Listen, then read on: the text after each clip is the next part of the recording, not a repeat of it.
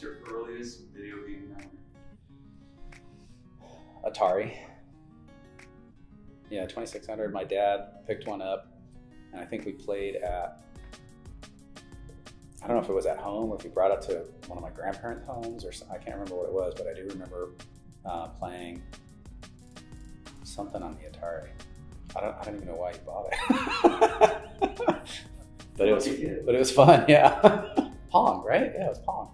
We had the little spinning controllers. Yeah, they were awesome. In fact, I think I still have that. The original? Yep.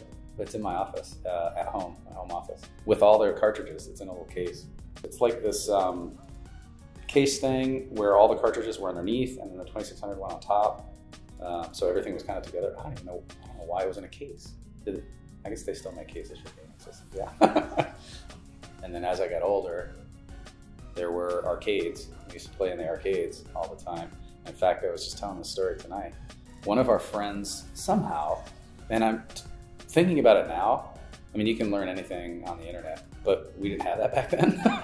One of our friends figured out how to take a penny and they would take the penny in the return coin slot and they'd somehow like fling it up into the little mechanism, the laser light or whatever it was that figured out if you would put a coin in. So they would just fling these pennies up and get a bunch of free games. So we would go to the arcade and they were hacking the machine. And I have no idea how they learned it. Like, how would they learn that? It's not like they could look it up on Google because it didn't exist back then. But they figured it out. And so we used to go down to the arcade at the mall and play it quite a bit. It was fun. That was back when you can get $5 out of an ATM machine. And I remember playing this arcade game. I think it was Track and Field. I don't know if you remember that game, where there were 2 buttons and you'd have to press the 2 buttons to make your guy run. And so we'd play it at this pizza place and we'd get one of the knives. And if you put the knife on your finger, you could hit it and it would bump both buttons. So your guy would be just like hauling down the track or the field or whatever it was. That was all. I don't know how we learned that either, somehow. But that was a lot of fun because it was, well, there were co-op games, which was really cool because you could play with your friends there. That shut down. Obviously, the arcades have mostly shut down. I know there's still some, but they're all kind of retro. So in college, I played high school, college, mostly PC. And that was back when you'd have to adjust your IRQ settings and everything. I mean, it was a big pain trying to figure everything out. And my neighbors in college had either an NES or an SNES, and I remember they would come over, they'd bring it to our place, and we would play Street Fighter. And I do remember playing Blanca one-handed and beating them, it was frustrating because it wasn't even my game system, which was fun because you could jump and do one of the moves, I guess, with one hand. But it was their system, and that was a lot of fun. But I played PC games, so I played, I don't remember what it was at the time. So we did StarCraft. I got into that. That was kind of fun. That was actually a ton of fun. My son was just asking me about it. He asked me to play with his friends. Unfortunately, I didn't have time because that would have been a lot of fun too. It's amazing. The game you used to play a lot, StarCraft. And then how old's your son? 16. Yeah. And he's now playing. He's playing it with his friends online. Is that crazy? How does it make you feel? Yeah.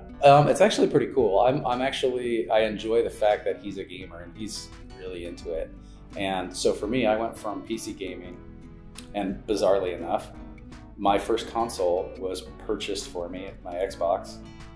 I guess not my first console because I think I had an SNES or something at some point. But the Xbox was purchased for me by my wife after we had our son. So, which is why I've been on live for 15 years. So it was a gift for Father's Day, I think it was. And so, so I switched from PC gaming to console gaming, which is significantly easier. Just put the disc in and it would play.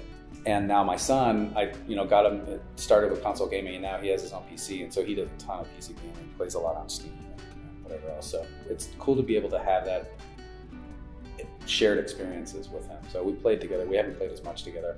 I did play with him and his friends on Steam. I don't know, a while ago, and that was fun. They were carrying me, obviously, because they were really good, and I wasn't. God, and I'm just imagining. There's James with his first Atari console, playing Pong with his dad. Fast forward playing games with your own son. Yep. It's amazing. And I play games with my daughters too. Yeah, which is fun. My youngest, she and I will play on console occasionally as well, which is fun. I let her pick the games. There was kind of a merging of gaming and home theater with the Xbox, and I had approached the guy who was running that home theater website, and I said, hey, there's going to be this merging of home theater and gaming, because we had a gaming like sub board, you know, on his website. And I said we should probably start a separate gaming site. So we did, and we just said, all right, well, let's make a thing. It's going to be multiplayer. We're trying to get people together, and that's where we all get together before we play the games, is pre-game lobby. So we thought, well, we'll build a community. That's the place to go before we play games. And I guess the age bracket or commonality that we had, the common interests, were home theater at the time, mostly older. We didn't have as much time to play gaming, and so if we were playing online just generally, we'd usually just die and respawn, which was not a very good experience. And so we created a community for older gamers who didn't have all the time to play online, and so we could play together, and we all kind of sucked, and so that we all had fun. That's how we created Pre-Game Lobby. And so I made a lot of really good friends throughout the country, and have since, you know, we hosted some parties at PAX, we hosted some parties at E3, and so there were a bunch of people that came together, and we've all met each other. I visited friends in Pennsylvania, and you know, we got together in Pennsylvania. There's people from New Jersey. I've visited friends in Washington. So I've made a lot of really close friends through Pre-Game Lobby.